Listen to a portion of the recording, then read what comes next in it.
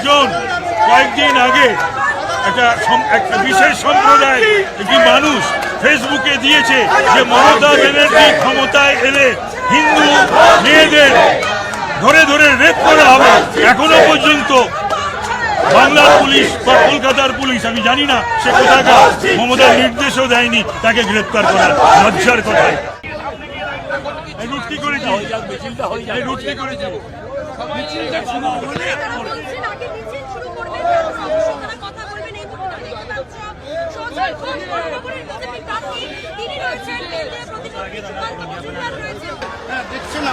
দেখুন, তৃণমূল কংগ্রেস হিংসা আক্রমণ ছাড়া চলতে পারে না। সেই জন্য নির্বাচন কমিশন ব্যবস্থা দিচ্ছে এবং সেই ব্যবস্থা আরও উপযুক্ত হওয়া উচিত এবং তৃণমূল কংগ্রেসের এই গুন্ডামি বন্ধ হওয়া উচিত। এই গুন্ডামি চলতে দেওয়া যাবে না। পাশাপাশি আরও একটা যেটা বলছে, কালকে সাপ্লিমেন্টারি লিস্ট বেরোচ্ছে এবং মানুষকে আমি বলবো ধৈর্য ধরতে, যাদের নাম থাকবে না আসলে তারা ভারতীয় নাগরিক, তারা উচ্চতর যে অ্যাপিলের আবেদন জানাবে এবং মানুষকে বলবো ধৈর্যের সাথে ধৈর্যশীলতার সাথে বিষয়টিকে যেভাবে নির্বাচন কমিশন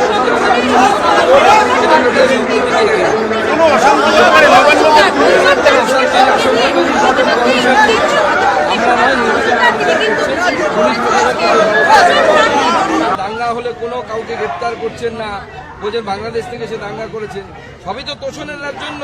এবার দেখো মুসলমানরা ভোট দেবে না, হিন্দুরা তো 60% হিন্দু ভোটই দেয় না মমতা বন্দ্যোপাধ্যায়। 21-এই সেটা প্রমাণিত হয়ে গেছে। মানুষ এবার নরেন্দ্র মোদীর সাথে। একই আসনে দেখা যাচ্ছে সিপিএমের প্রার্থী, ফরওয়ার্ড ব্লকেরও প্রার্থী, আবার দাবি মতো আসন পাওয়া যায়নি আইএসএফেরও। এখন বামফ্রন্টে দাদাগিরি শূন্য অবস্থাতেও সিপিএম করবে। বামফ্রন্টের এখন যা অবস্থা, বামফ্রন্টের আর কিছু নেই, ওদের একটাই কাজ তৃণমূলের বিরোধী ভোটকে কেটে নিয়ে তৃণমূলকে জেতানো, অর্থাৎ বিজেপির পক্ষে যে ভোটগুলো পড়তো সেটাকে কেটে ভোটে জেতানো। এবার স্বাভাবিকভাবে সেটা তো এমনি এমনি হয় না, কিছু দিতে হয়। এইটা পাওয়ার জন্য লড়াই। বামফ্রন্টের নেতাটা পাবে, মানে কোন নেতাটা পাবে, সিপিএমের নেতাটা এটা পাবে নাকি ফরওয়ার্ড ব্লকের যে প্রার্থী হবে সে এটা পাবে, সেই নিয়ে লড়াই। তৃণমূলের অনেক টাকা আপনারা জানেন, কয়লার টাকা, গরু পাচারের টাকা, সেই টাকা দিয়ে এখন কিনছে লোক, সেটা লড়াই হচ্ছে কে দাঁড়াবে বিজেপি বিরোধী ভোট ভাগ করার জন্য।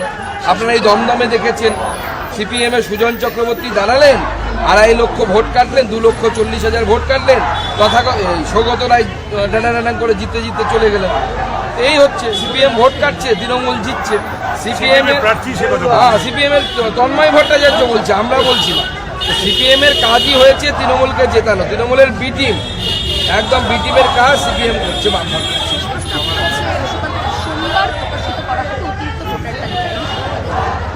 দেখুন, এটা নির্বাচন কমিশনের বিষয় এবং সুপ্রিম কোর্ট দেখছে।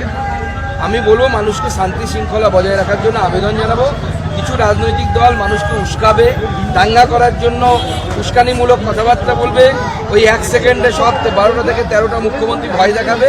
আমি সেই সমস্ত মানুষকে বলবো যাদের নাম হয়তো কোনো কারণে বাদ চলে গেছে, তাদের জন্য ব্যবস্থা আছে, তাদেরকে বলবো উতলা হবেন না, অবিমর্শকারীর মতো কাজ করবেন না, ভারতবর্ষের শান্তি শৃঙ্খলা নষ্ট করবেন।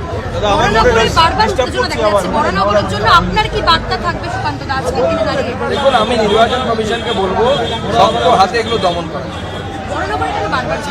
বড়নগর হারবে তৃণমূল বুঝে গেছে, সেই ভয় পাওয়া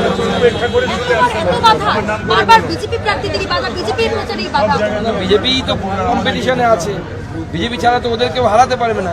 তৃণমূল তো সিপিএমকে দেখতে পাচ্ছে না, বিমান বসুকে সামনে নিয়ে এগিয়ে বসাচ্ছে, সিপিএমকে প্রায়োরিটিতে আনতে চাইছেন, কারণ সিপিএম ভোট পেলে পরে ওটা তৃণমূলের লাভ হবে।